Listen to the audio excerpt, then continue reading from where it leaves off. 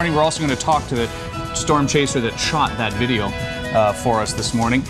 More than 700 storms, Lisa, across the country this weekend. 60 tornadoes touched down in 11 states. There is a lot of damage out there, a lot of people without the comforts of their homes. But what's amazing that it really obliterated an entire town, and they have to decide whether they will rebuild right there. Or not. Plus, the clock is ticking for the White House today in the Monica Lewinsky investigation. The president's legal team must decide by 4:30 this afternoon whether to challenge Special Prosecutor Ken Starr's special request to the Supreme Court to bypass the Court of Appeals and hear arguments this month about President Clinton's claims of executive privilege. That doesn't make any sense to you. We'll have two experts here who will sort it out. How will the White House respond? Could Kenneth Starr subpoena a sitting president? We'll find out. We'll ask Jonathan Turley, and we'll ask former White House counsel Lanny Davis. Also in this hour, Harrison Ford is going to be here. We don't need to say anything more than that, but we do need to get to Deborah Roberts, who has the morning's news, and it begins, I assume, Deb, with all that wicked weather. You're right, Kevin and Lisa. Good morning. Good morning, everyone. As Kevin and Lisa just mentioned, that massive storm system left a trail of damage across the northern tier of the country over the weekend, and more than a dozen deaths are now blamed on the weather. In Minnesota, winds of up to 80 miles an hour damaged buildings and knocked out power to tens of thousands of people. Dozens of tornadoes touched down, including one that wrecked many homes in Mechanicville, New York. The twisters were all part of the same storm system that left behind the worst damage in the small town of Spencer, South Dakota on Saturday. ABC's Mark Mullen is there. This morning, residents will be reminded of how much is gone when they come back and see how little is left. I've seen your pictures. Whether you owned a truck or a home or possessions in this small community of Spencer, there was an overwhelming chance that you lost close to everything. Regina Kingsbury, whose home was moved across the street, searched for mementos. I remember everything about every little piece of the house that I'm finding, and it's hard to kind of salvage through scrap metal and trying to find things you can keep. Saturday night, this was the tornado that engulfed the town of 300, producing fatalities and injuring almost half the people in the town. So many were caught off guard because the tornado moved quickly, knocking out power before the warning sirens could sound. The community at this point has no viability. It's totally destroyed. And so we've got a serious short-term problem, and that we have to bring viability to the human beings that are undergoing this immense suffering. The governor has brought in the National Guard and state inmates to help in the cleanup. Relief agencies also are here. It's a lot of help, but not much solace to anyone whose home now looks like this. The governor has declared this a state disaster area, and some folks here are also hoping for federal help. But Deborah, plain and simply, a lot of folks just don't want to rebuild. All right, Mark. Thanks a lot. Mark Mullen in Spencer, South Dakota this morning.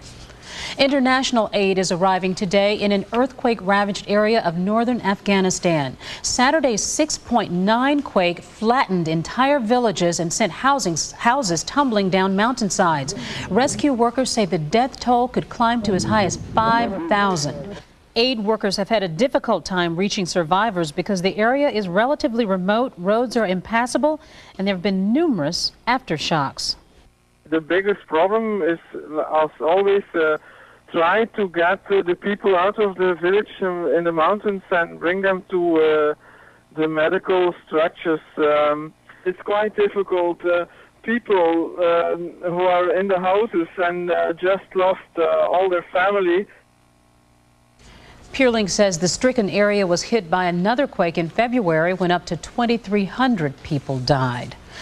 Back here in this country, the White House faces a deadline today in the Monica Lewinsky investigation. It must respond to a motion by independent counsel Kenneth Starr, who asked the Supreme Court to rule quickly on executive privilege. There are reports the White House may choose to give up the executive privilege claim, but there are other grounds to try to keep some aides from testifying. A breakup of sorts for one of the biggest phenomenons in pop music. The Spice Girls are losing one member just as they're about to launch a 40-city U.S. tour. The all-girl group has been the most successful British import since the Beatles. Here's ABC's Richard Gisbert. You put two and two together, The Spice Girls themselves aren't saying anything, so this is how their fans learned that rumors of a split were in fact fact. This is a message to the fans. Sadly, I would like to confirm that I have left the Spice Girls. This is because of differences between us. Ginger Spice's real name is Geri Halliwell. She was considered the leader of the group that sold 30 million records. She was the one who made a serious breach of protocol, once pinching the derriere of the heir to the British throne. Recently, the word was the girls just weren't getting along anymore. Last week, Ginger failed to show up for a tour, and the others performed without her. They planned to go on that way. The Spice Girls are here to stay. See you at the stadiums. We're sorry to all our fans for having to go through all of this. Not as sorry as the kids who took the group's girl power philosophy to heart. I think everything was fine with 5, and now that Geri's leaving, she's sort of letting the whole country down. If you really bug me, then I'll say goodbye. Groups like this tend to come and go, but few expected the girls to splice this quickly. Their fans will soon learn just how vital an ingredient Ginger was in the Spice Girls' recipe for success. Richard Gisbert, ABC News, London. Finally this morning, after a nail-biter of a game last night, the Chicago Bulls are back in the NBA Finals. They barely squeaked by the Indiana Pacers in Game 7 of the Eastern Conference Finals. The final score, 88-83. The Bulls will try now for a 6th championship in 8 years as they face the Utah Jazz starting Wednesday.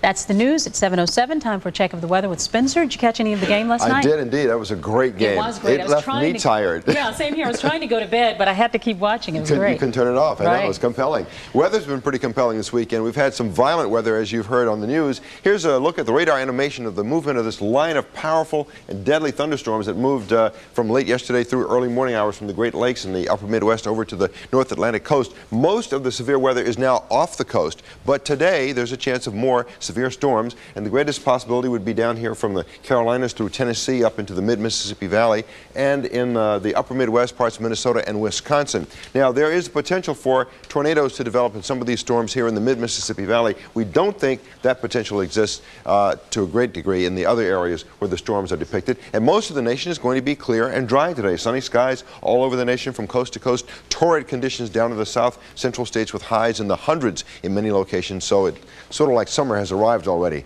That's a look at the national weather. Here's a look at what's happening where you are. Johnny Mountain Eyewitness Weather. We're looking at Big Bear Lake up here, and the mountains look absolutely gorgeous. Clear skies, as you can see from this. We should have by this afternoon a few high clouds, and our high should be in the upper 70s. A look at news headlines now with Ellen Leva. Thank you, Johnny. It is down to the wire one day before elections. The major candidates for the governor's seat are trying to pull in some last-minute votes.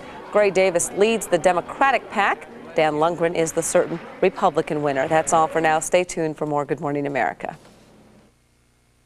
8 minutes after the hour now. Well, as Deborah just showed you, the small town of Spencer, South Dakota, has been virtually wiped out after a tornado tore through that town on the weekend.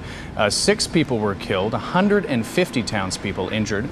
Now, the damage is so extensive, you just heard the mayor say that he can't be sure the town of 300 is ever going to be rebuilt. Well, joining us now from Spencer are Bill Reed. He's an amateur storm chaser who videotaped the twister, and David and Doug Hoyton, brothers who have a remarkable story of surviving the storm, and we're very glad to see the 3 of you this morning. Good morning. Good morning. Good morning. Bill, let's begin with you, and let's show some of the videotape that you shot. This looked like a big one. How big was it? It was an immense storm. It was a violent tornado, one of the strongest ever in South Dakota. Some people said it was about a quarter-mile wide. Is that how wide it looked to you? Yes, it did. It wrapped itself in dust a little later on. It was probably a half-mile wide at that point. Now, how difficult was this one to track for you? Because you do this partially for a living. Well, we got lucky. It wasn't difficult. Well, it was very difficult until we got here. We didn't expect it to happen until we came upon it. So it wasn't that difficult once we got here. Have you ever seen one bigger than this? I've seen one about the same size in Colorado 5 years ago. My goodness. Well, David and Doug, you know this storm a little too well, I guess it's fair to say. You were at home, I understand. Got a call from your mother, is that right? Yes. Yeah. And she warned you about it? She told us it was 4 miles west. We didn't believe her, though. You didn't believe her? No, because it wasn't no warnings. So when did you start believing her? We walked outside, and looked, and we still didn't see it till we started driving away. When we got in the intersection, we seen it full force coming. Now, Dave, you have a house near there, right? So what did you do?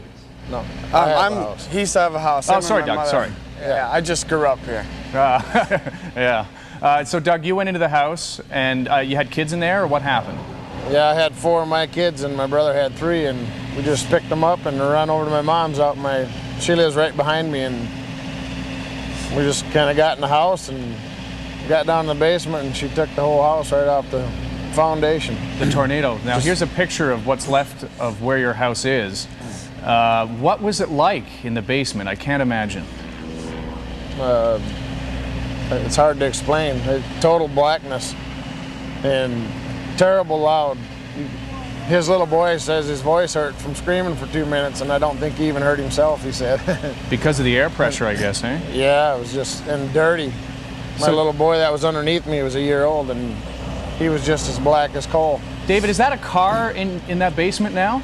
Yes, it's a car. When we seen the storm, the bottom of the storm was about 4 or 5 city blocks wide.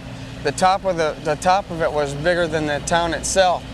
When we got down in there, we didn't know the car was there until it was all over. There's also a semi and 2 other cars right outside the foundation. How close did that car come to where you guys were?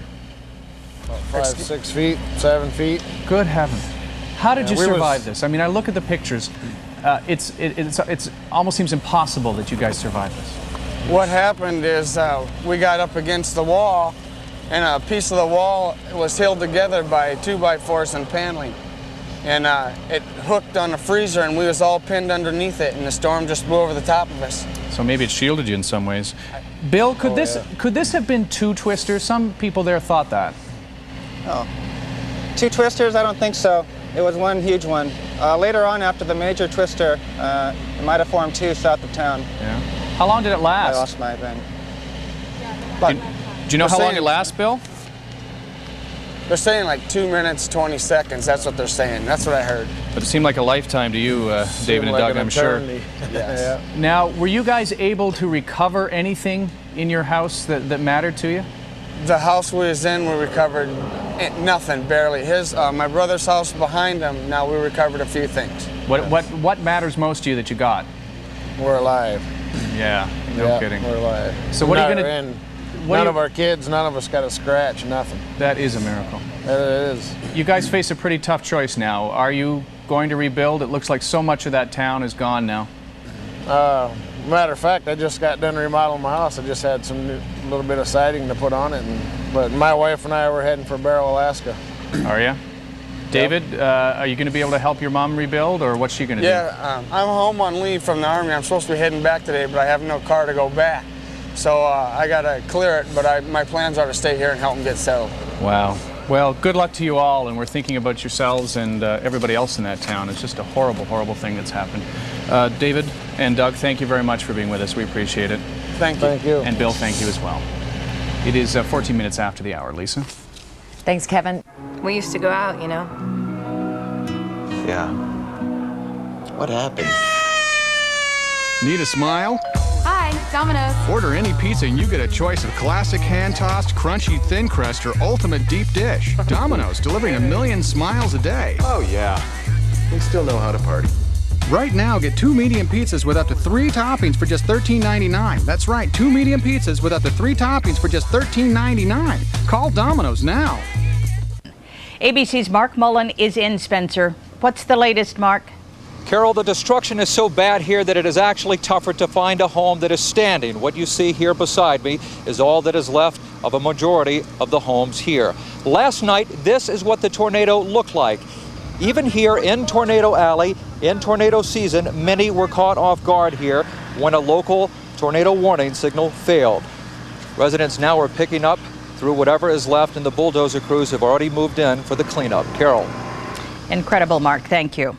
The same storm that generated that deadly tornado in South Dakota also caused damage elsewhere. Storms swept through Minnesota with extremely high winds and hail. Hundreds of thousands of residents lost power. Dozens of homes were destroyed. In news overseas, in northern Afghanistan, officials believe yesterday's earthquake, which measured 7.1 on the Richter scale, has killed at least 3,000 people and destroyed dozens of villages. Rescue efforts are underway, but many aid workers are finding it hard to reach the remote area. The same region was hit by a deadly quake in February. Today, we are seeing the first pictures from yesterday's nuclear test in Pakistan. Criticism of that test heated up again today in this country. Secretary of Defense William Cohen said today that the nuclear standoff between India and Pakistan poses serious dangers. Along the Colorado-Utah border, it's the third day of a hunt for 3 men accused of gunning down a police officer Friday. Hundreds of National Guardsmen and FBI agents are on their trail. Investigators are analyzing 2 guns abandoned by the suspects in a canyon. And that's a brief look at the news. I'm Carol Simpson. We'll return to the memorial after these messages. The residents of Spencer, South Dakota are gearing up and gathering up what's left of their shattered homes and their shattered lives. This after a tornado literally leveled the small farming community on Saturday, leaving many people to wonder if the town can even be rebuilt.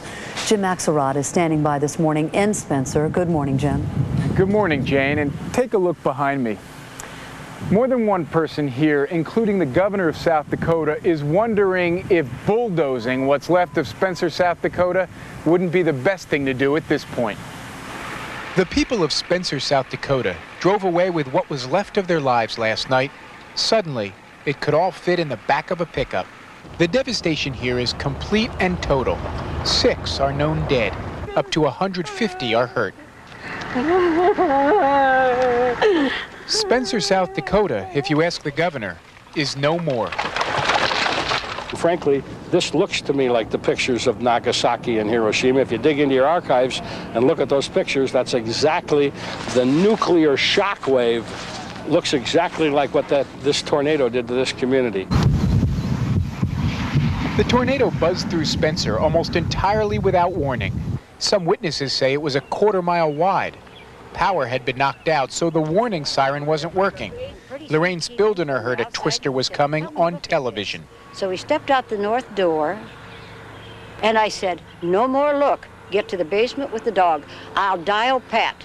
Pat is her son, who now stands in the rubble that had been his home, sure that his mom's warning saved his life. At any point, did you think you were going to die? Yeah. When? The second that roar got so loud I couldn't hear myself scream. A team of federal emergency management workers is now on the scene, beginning to assess what, if anything, can be done to rebuild Spencer. However, they are awaiting the formal declaration of emergency from the president. Until then, not much can be done. Jane? Jim Axelrod in Spencer, South Dakota. Thank you. And the tornado that leveled Spencer was captured on a dramatic amateur video. Take a look. Woo! Look at that churn! Storm chaser Bill Reed is the man behind the camera and the voice that you hear. Reed is a part-time weather forecaster from Los Angeles who takes off several months a year to do exactly this, to take his camera and go and look for storms. This morning, Bill Reed joins us from Spencer. Good morning, Bill. Good morning. Bill, did you have any idea when you were taking that video what the devastation of that storm would be? Actually, I had no idea that there was a town in the path of the tornado during the whole sequence. We left the location east of Spencer, headed south to get out of the way of the storm. I did not know that a town had been hit. Now, you were as close as 2 miles away from this, what looks like a massive tornado. Before you realized the devastation and the death caused by the storm, what was going through your mind? Well, we were extremely excited. We had just witnessed one of the most incredible displays of nature that we could imagine. And then when you got to Spencer and you saw the devastation, what was that like? Yeah, it's very traumatic and disappointing, and it's just, it leaves you feeling empty. Bill, this is a hobby of yours, and you are a weatherman. How would you Yes. compare this storm to others that you've chased? Yeah, it's the best, well, it's not the best, but it's the most intense storm I've ever seen. It's by far the most damage I've ever seen a storm create. Bill Reed in Spencer, South Dakota. Thank you for joining us this morning. Okay, you're welcome. This morning, a Mississippi teenager accused of a fatal schoolyard shooting rampage goes on trial. Today, looking for personal belongings. The twister left 6 people dead and half of the town's 300 residents injured. Obviously, they're very shaken up, and they're really overwhelmed by seeing their houses standing one minute and then their houses totally gone the next. But most are just thankful that they're still alive and they still have family members who are able to made it through this thing okay. The same storm system brought severe thunderstorms and winds of up to 90 miles per hour into Michigan today, killing 3 people. 600,000 homes and businesses lost electricity. 1 man was killed when a tree fell on the tent he and his wife had been sleeping in at a state park. Overnight storms also struck the Minneapolis-St. Paul area in Minnesota.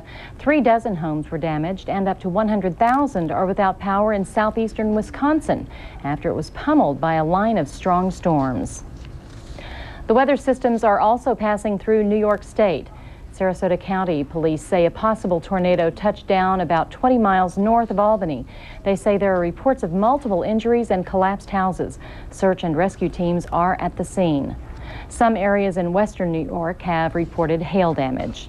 Tornado video out of Spencer, South Dakota, devastating the small town of Spencer.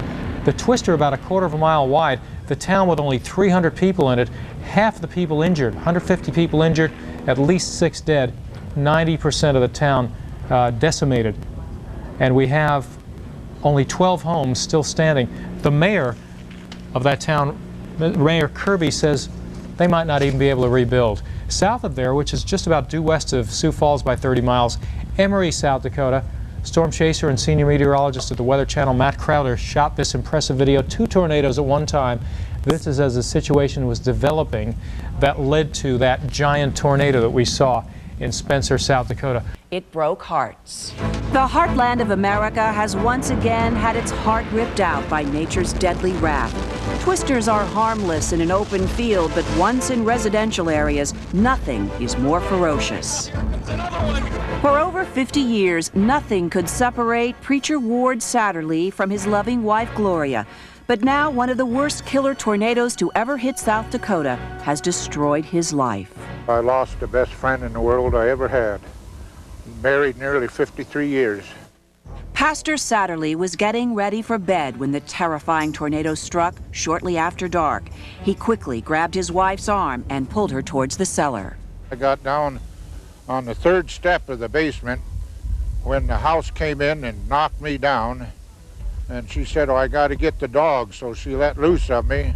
Buried under debris and separated from his wife, the pastor had no choice but to wait out the storm's fury. Sadly, his wife wasn't so lucky. There was 5 or 6 men came across the street and went over looking about 10 feet from the back door. And they hollered and told me that they'd found my wife, but she's deceased. Ward only wishes he'd had more time. If I'd have had 2 minutes to spare, probably both of us would have survived, but there was no time element in there. It just happened and that was it. As friends and neighbors strive to put the pieces of their lives back together, the grief-stricken pastor can only think of one thing, his wife, Gloria. She loved people and she loved the Lord. Not even the church where the Satterlees worked for the last 20 years was spared. God didn't become a dictator, and he made us a free moral agent. Nature has to have its freedom. Here in Spencer, cleanup efforts are in full force. Well-meaning politicians are already offering aid, and the mayor vows to rebuild the town. But for this man of faith, it's time to move on, far away from the painful memories that will leave a mark on his heart forever. I hope the town can come back together, but with the experience that I went through here, it would be haunting my mind for the rest of my days. 121 people have been killed by tornadoes so far this year. That's the highest casualty rate since 1984.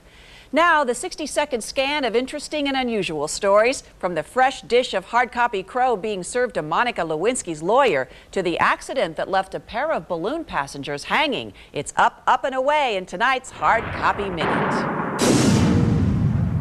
Cedar Rapids, Iowa. A pleasure flight becomes the hot air balloon ride from hell. It deflated and crashed into a power line pole. Back to the high-tension rescue in a moment.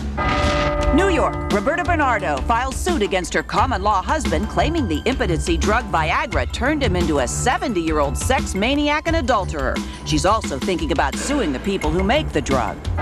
Broad Beach, California. Remember the oceanfront photo shoot that Monica Lewinsky's lawyer said never happened? Maybe he'll be surprised to see it in the July issue of Vanity Fair, due out next week. Insiders say photographer Herb Ritz made Monica look picture perfect. Martinez, California. 6 ducklings drop into a storm drain during a walk with Mom. A quick-thinking cop used a coffee can to fish them out. They were flustered but still fluffy. Vets say they'll be fine. All in a day's work. And back to Cedar Rapids, where it took a hydraulic ladder to retrieve the balloonist and his passenger from a power line, but not before they hung out there for 2 hours worth of hard copy minutes.